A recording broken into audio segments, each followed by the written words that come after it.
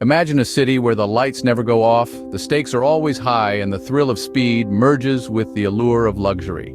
This is the setting of the Las Vegas Grand Prix, an event that is as exclusive as it is expensive.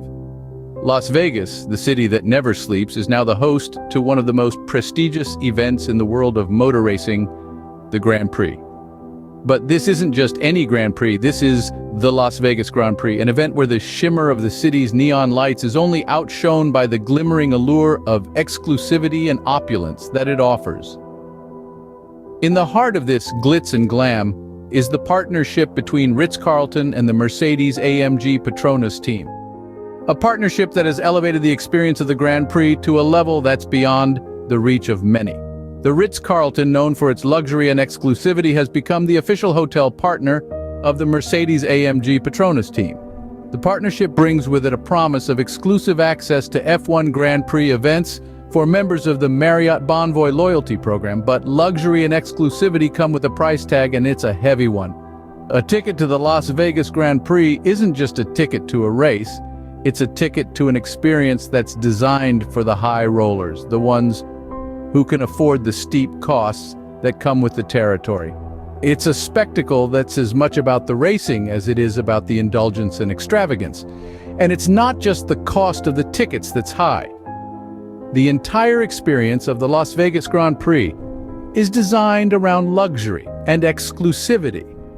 From the hotel stays to the dining experiences, everything about the event screams opulence. It's a world that's tailor-made for the elite, a world where the average F1 fan might feel out of place.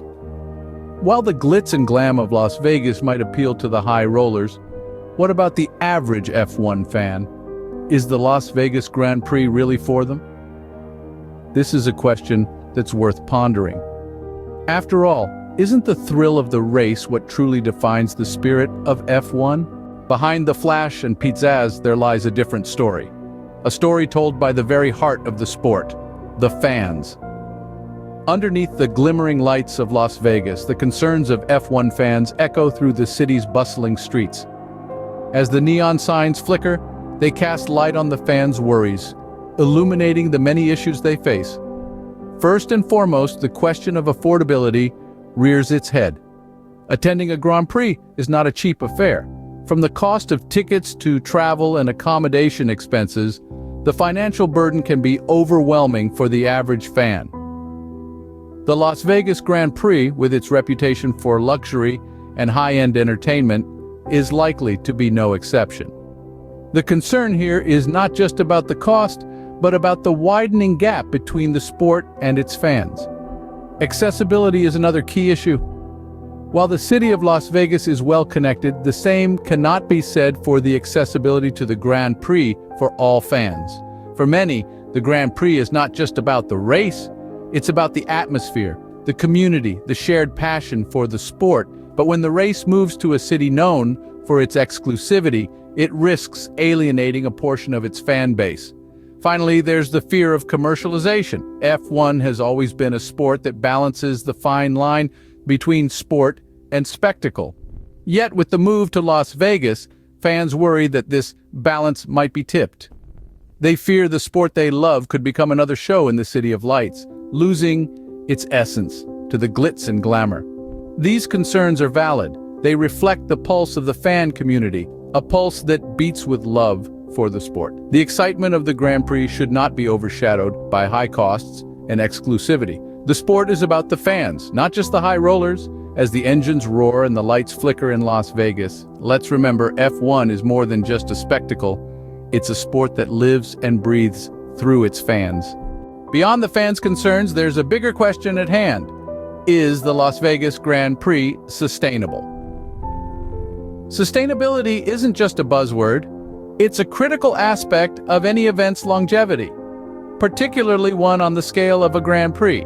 So let's break this down into three key areas: environmental impact, financial implications, and the risk of the Grand Prix becoming a one-time novelty.